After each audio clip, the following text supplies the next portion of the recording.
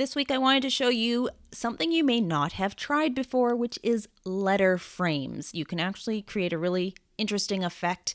And rather than describe what letter frames are, I'm just going to show you. If you come on over here to Elements and you search on letter frames and hit enter, you are going to get a whole lot of these letters that have a little bit of a grid background in them. These are the ones that you're looking for.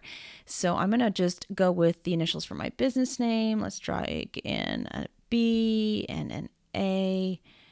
And where's the C? There's the C.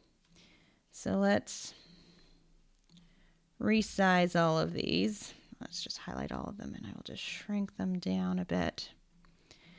And now I'm going to just evenly space them by highlighting all of them, going to position and going horizontal. And let's just drag those over. There we go. Okay, that one's actually a little low. There we go. I'm a little picky. There we go. All right, so you can't change the font of these letters. You are stuck to the existing letter frame that they provide. My fingers are crossed that eventually we'll be able to do this effect on any font, but we are not at that point, and I honestly don't know what is required to do that technically. It could be incredibly complex.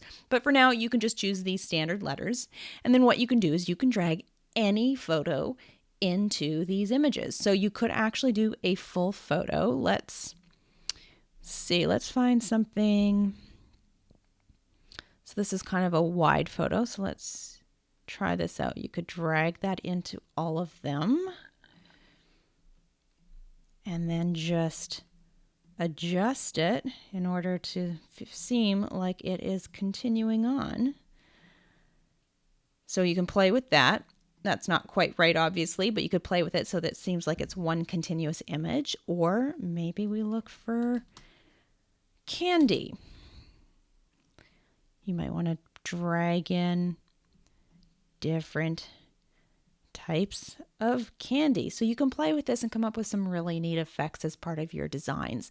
The other way that I would probably be more likely to use it myself is by pulling textured backgrounds into these letters. So I'm going to show you how to do, for example, gold foil letters. Let's look for a gold foil background.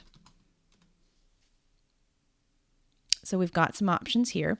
These ones are showing our premium ones. This one is free, so you could search for just free options by clicking on this icon here. So let's do that. I'm going to drag this one in. So you can quickly see how that creates a really cool gold effect. You could do that with any photo that you find. And I would love to see what you create using this technique. So definitely share your images, your final designs in the How to Use Canva Facebook group and show us what you've managed to create by using letter frames.